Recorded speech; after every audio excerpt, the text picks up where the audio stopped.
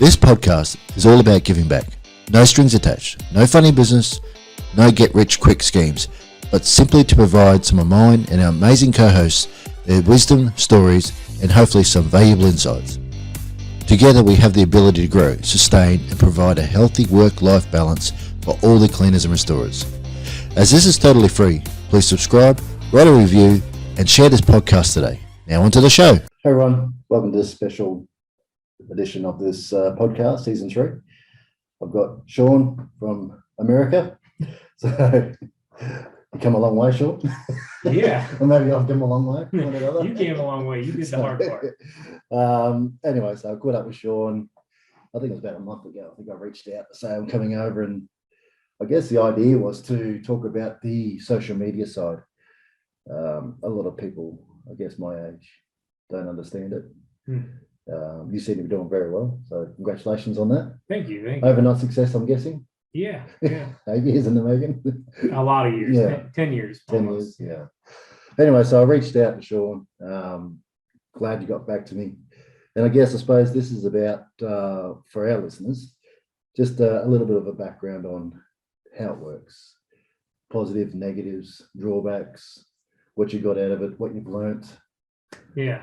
So I guess a brief overview. I have to admit, my email was not from me originally. So my niece was at the time was monitoring it, Right. and she goes through them because we get so many, and then she kind of brings the good stuff to me, and then we can go from there. Right. So it gets rid of all the stuff that's just nonsense and waste of time, and then she brings stuff. So she brought it to me. She said, "Hey, this guy, he does a podcast. He's from Australia. He's coming to the States. And he wants to know if you're interested in doing a podcast about business. He's not in lawn care landscaping." So right there, that intrigued me. Right. Because every day, all day long, that's all I talk about. Right. So talking about something different, it was intriguing. So I told her, I said, yeah, email him back, tell him, let us know to make sure you're for sure coming. Yeah. A lot of people say things and then they don't follow through. So then a couple of weeks later, you said, yeah, you are coming. You gave a date, a time. And I said, okay, yeah, let's go ahead and just set it up. And then in the last week or so, I started responding to you directly. Right. But yeah, you got people. Yeah. Well, I got a couple girls that monitor. My wife and my niece. My niece helps out a lot with that. Yeah. But it just helps take the time, because time is so precious. Yeah. Where I'm not just filtering through 1,000 emails a day. I need to just stick to the business stuff, the social media stuff, and make sure we're getting as much done and as much accomplished as we possibly can. But with the social media side of things, kicked it off in 2013. I'll try to give a brief overview.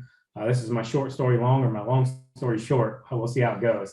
So 2013, I'm watching YouTube, and there was a couple guys push mowing lawns for like $25 a piece, and they were happy. The one gentleman, Greg, he had a couple daughters. He was going through some personal stuff. I won't go into all that, but he was evolving his life and just living and building the life that he could. And I was like, you know what? I'm 2 years into my business here, maybe a year and a half. I'm at the growing point of starting this business still. I mean, push mower, really didn't have good equipment, but I had what I could afford. Yeah. And I was deemed what our industry deems a chuck in a truck. That's what they call us. Yeah. So that's what I was starting out. And I just reinvested money as I made it. And I decided to put it onto YouTube and show the ups, downs, and everything in between. And just figured people would resonate with it, and they did. Yeah. They really resonated with it, and it kind of grew. It took the industry on social media, for the green industry, quite a few years to catch up to it, But once they did, roughly about 2016, it started to really pick up. 2018, it kind of took off for us personally. And then, we do daily vlogging now. So we're not just a lawn care channel. We're not just landscaping or snow removal. We also have storage facilities now we do a daily vlog, I guess you could say, of everything going on in our life. So I'm going to record here in a minute, just a little bit of this. Hey, me and Phil sitting here doing a podcast. And it just brings the audience into our daily activities as landscapers, lawn care professionals, husband and wife, mom and dad, all of that. So that's kind of a short, brief overview. And I guess that's how I found you as well. Yep. So I've only been watching you now for, I don't know, maybe 8-9 months, I suppose. Yep. Sort of same thing. I was watching a few guys from Australia push lawns. push mowers, you know what I mean? Yeah. And came across you. So, and I guess that's what this is about. This little podcast is about. It's not overnight. It doesn't happen straight away. There's Absolutely a lot not. of time and effort. And I think people don't realize too that it's almost like a second job. 100%. So, yeah. What time do you get up in the morning? What time do you go to bed? So I run it pretty regimen. I have a very strict schedule because if I don't stick to the schedule, I get thrown off and then things don't get done or I don't get accomplished, and I don't want to waste time or any of the days. So 6 a.m. I get up. Typically our kids are dressed, ready to go to school. They're both gone by 8 a.m. We head out the door to go to work. We'll most time be done by about 4 p.m. just because I know I'm going to need 3 hours to edit, upload, and then I try to get the video up by 7 p.m. to 7:30 at the latest. If I go past 7:30, it was either something got thrown off in the process. So son stayed extra for baseball practice. We got a storm, we got caught in traffic, something like that. So I keep it very regimented and on a time schedule because that's just how my life works. Right. And then after I get it uploaded at 7 o'clock, it's a couple hours of family time, maybe do some chit chatting back and forth with our subscribers, answering questions and concerns. And then 9 o'clock is my time. That's where I like to go in and get at least a half an hour workout, get on the treadmill, burn off some of that stress of the day, just shred it, get a nice shower, spend time with the wife, fall asleep, do billing, estimating, whatever, late at night. So typically finish up 1 a.m. roughly. Wow. It's a big day. It is. And it's every day. Yeah, okay. Yeah. So why I reached out, some of our viewers will have an idea on how social media works. I have absolutely no idea. But I guess the thing that I want to try and get across is it's never too late to start. Absolutely. How do you get started? What is the process? What's, I suppose, chucking a truck? No. I suppose No, so we can speak to a broader audience here, okay? Yeah. We can speak to everyone because not everyone is into cleaning, not everybody's into landscaping, snow removal, that. But whatever you're into, you can do a social media platform, whether that's TikTok, Instagram, YouTube, Facebook, you name it. There's a dime a dozen. Everybody can find their round. Right. TikTok right now is more geared towards like the younger crowd, but the older crowd is also transitioning over to that as well because they have value. There's value in everyone. If you ever sit down with an older gentleman or older woman, their knowledge is just through the roof. Yeah. So anytime I get a chance to speak with them, I shut up and I just listen because they've been through things that we'll never be through. But then I've been through things that my kids have never been through. Yeah. Hence a pandemic, 9/11, any of that stuff, recession.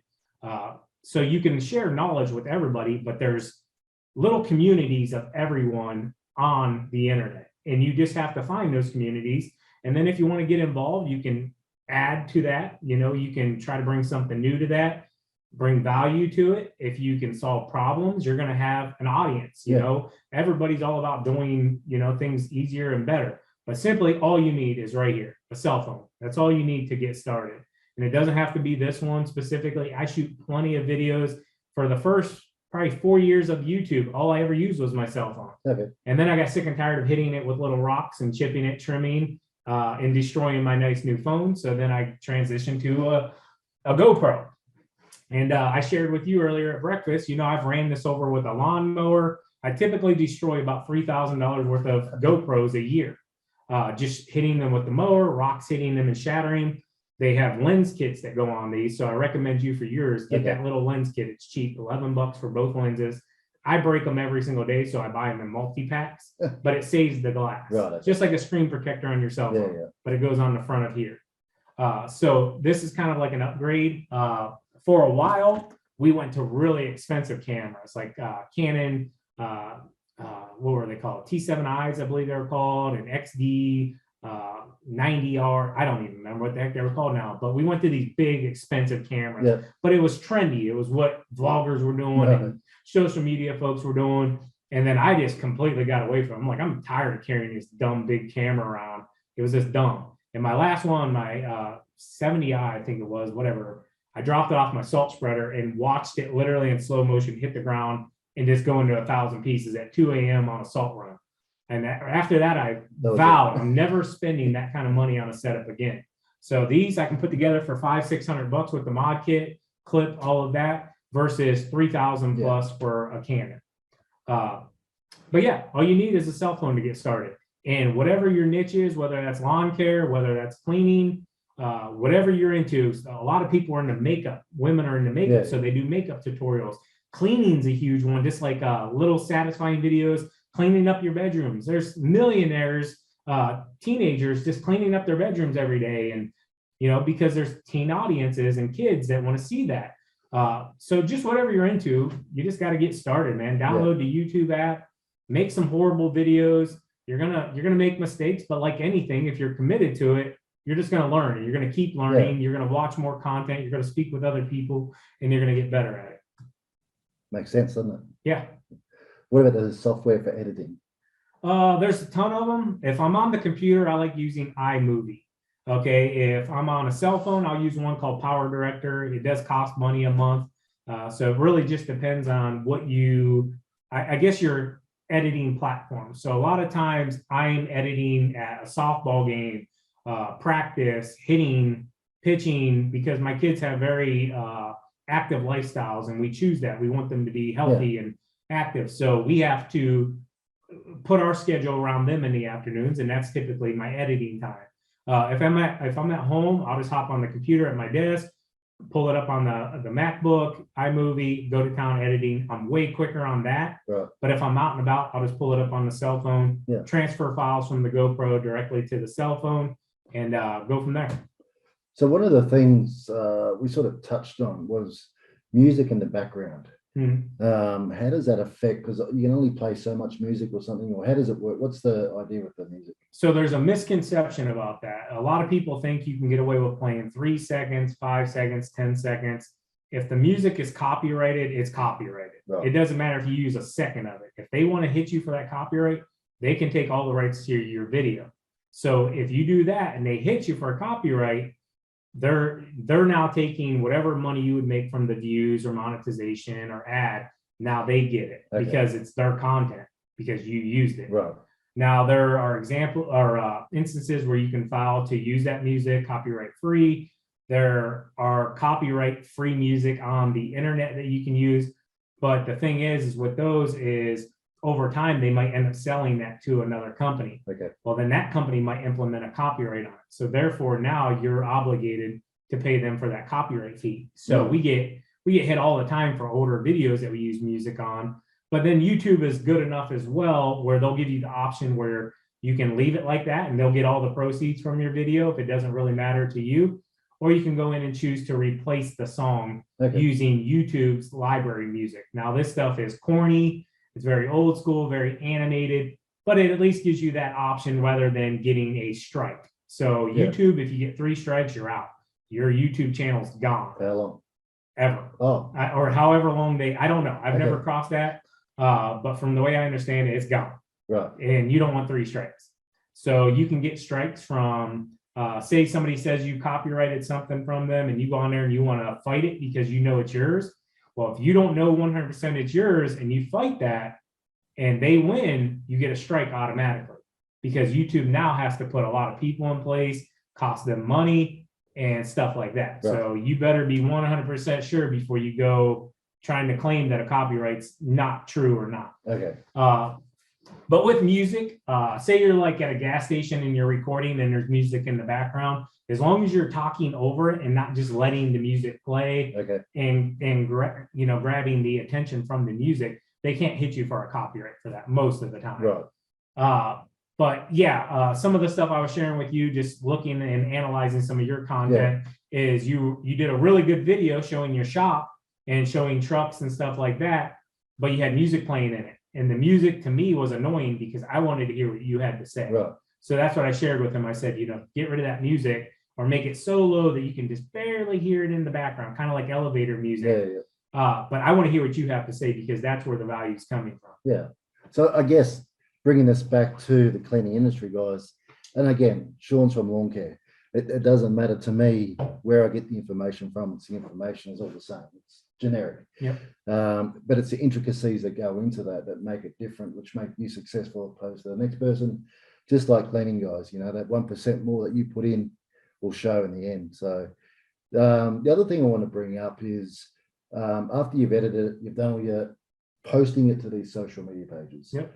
the process of doing that, you put out at 7:30. Does it go live right then, or does it schedule? So yeah, I typically will schedule them because most time I get done with my editing in about 6:30. So I don't want to be sitting there waiting for 7 o'clock to come around and like 7 o'clock. Okay, now I make it live. Okay. So I'll just schedule it for that date, that time. Yeah. And you can do this for whatever. A lot of YouTubers, you want to call them, or social media folks, they'll only record 3 days a week, but they'll record in those 3 days enough to make their content for the entire week if they choose. Okay. Or they might only do 3 videos that week, but then they'll have an editor come in. I still edit all of our stuff personally, just because I feel like there's a wholesomeness to it. Okay. I don't want somebody else to try to take that away if I hire It's your them. story too. Yeah, exactly. Yeah. So I can put out what we want to our audience and make sure it's exactly what we want. I don't have to hire an editor, have the editor edit it, and then me go back through and have to watch it That's anyways, right. just to make sure it's our kind of content. But yeah, just it really just depends on what you personally want. And have you found through the analytics, is 7:30? Is that the time that most people know? No. What time does people sort of jump on and start looking? So for our community, the lawn care landscaping is typically about 3 p.m., but now that changes too. So whether school's in or it's summertime, has a big thing to do with that. Right. What time of the year it is football or basketball popular, baseball, because like Super Bowl Sunday, you don't want to put a video out on Super Bowl Sunday because 99% of the world in the United States is watching Super Bowl Sunday. Right. Maybe a little bit lower, I don't know. But it's going to be very hard to compete with them. So if you were going to, I would say, hey, the Super Bowl starts at 8 p.m., put your video out that morning, because then you have all day long. You don't want to put it out at 8 p.m. and try to compete with Super Bowl. Right. Just would be dumb. Okay. But so you go into your analytics on your channel and you find out what's best time for your audience. So our best time typically is about 3 to 4 p.m. I just can't do that because we're still working at these times every day. So I just put it out at the time that works for me, 7 o'clock, 7:30, and our audience knows that and they expect that. So then they return at that time. So they might be watching other stuff, but if it hits 7 o'clock, 7:30, boom, they know Spencer's video just dropped. So then they're trucking it back over there, Right. which we appreciate and we love that. Yeah. And they'll tell you that. Pay attention to your comments. You know, hey, I just clicked out of such and such live to come watch your video. I knew it was coming live. Yeah, and that's what they say. Oh, I turned off my TV show or I stopped doing my homework. You know, we don't recommend that, kids, but we appreciate it. So that's another thing as well. We have audiences across the board, like you in Australia. Yeah. The time frame for us, you know, when we release a video is typically, I believe, really late or early morning for you guys. Yeah, very early. So it's a good time for you guys to catch it early in the morning when you're drinking your coffee, whatever, kind of get you started for the day. Kind of like the morning news. So we're not going to go into monetary. There's money to be made on social media. Absolutely. What I want to know is, since you've been doing it, the benefits, the pitfalls, the highs, the lows, any of those stories that sort of resonate, reach out to you. When you first started it, no one really knew. I suppose your numbers weren't up opposed to now. What's some of the biggest changes you've noticed? Yeah. So I guess the craziest part of it is just being noticed in public or like on a job site or whatever. People swing in. There are drawbacks. There's great and there's bad as well. People showing up at your house.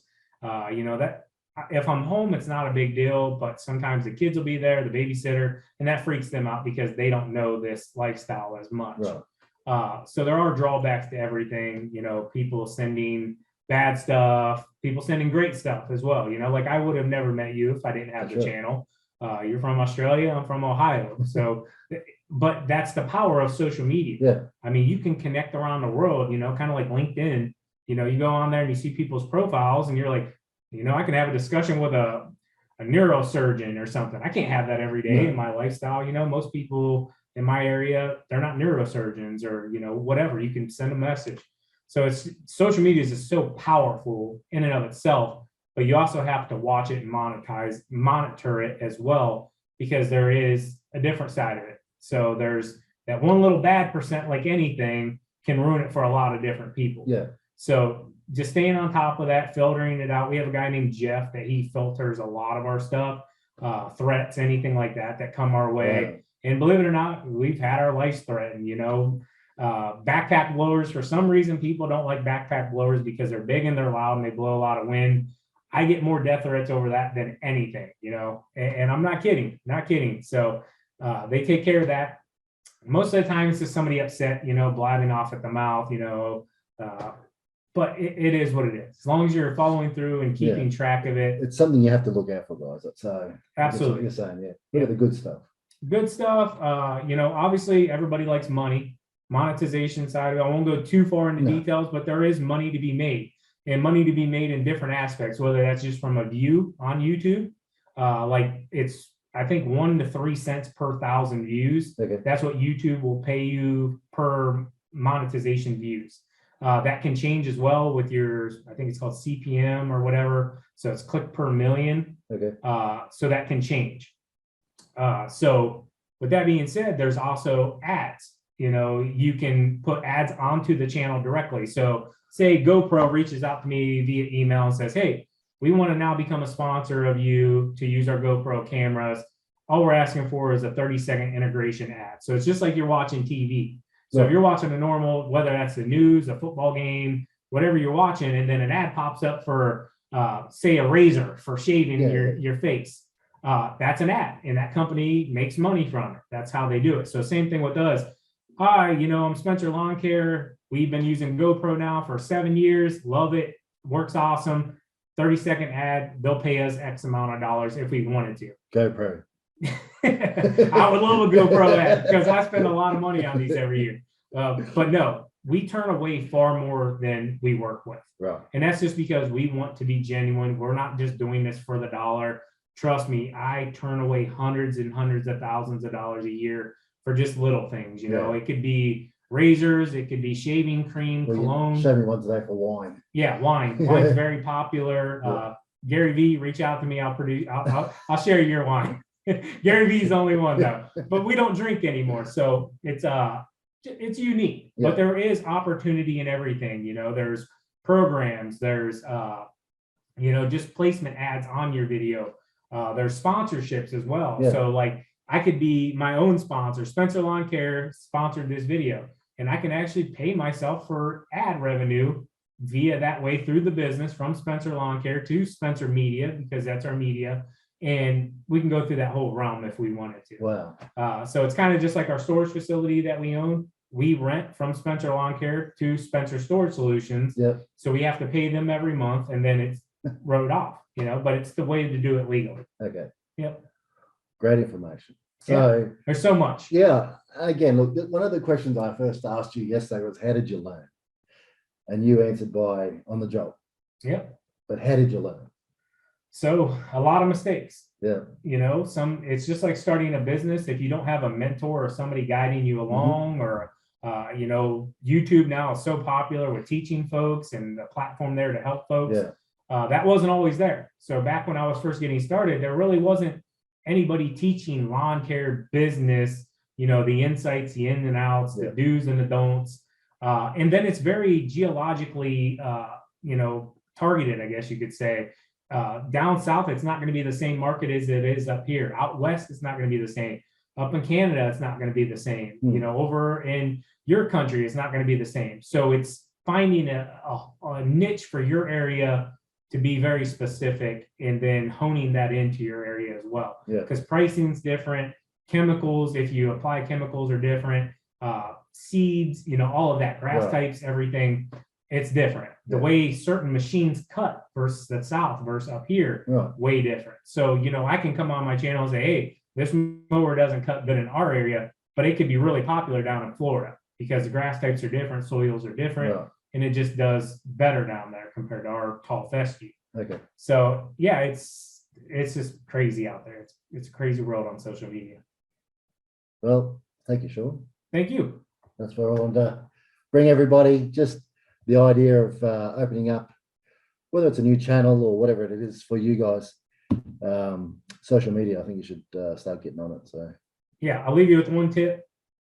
Kind of like Nike says, just do it. Yeah. And mistakes are going to happen, and it's all just about staying the course. You just gotta trial and tribulations and learn from the mistakes. Yeah. And hey, just think of it as like another business. You're learning it, you're starting it up. you're nurturing it, you got to grow it. Fantastic. So Yeah. thank you give very up. much. Yeah. Thank you, Absolutely. Shawn. Thank you. By assessing this podcast, I acknowledge that the Professional Carpet Cleaners and Restorers podcast makes no warranty, guarantee, or representation as to the accuracy or sufficiency of the information featured in this podcast. The information, opinions, and recommendations presented in this podcast are for general information only, and any reliance on the information provided in this podcast is done at your own risk. The Professional Carpet Cleaners and Restorers podcast expressly disclaims any and all liability or responsibility for any direct, indirect, incidental, special, consequential, or other damages arising of any individual's use of, reference to, reliance on, or inability to use this podcast or the information presented in this podcast.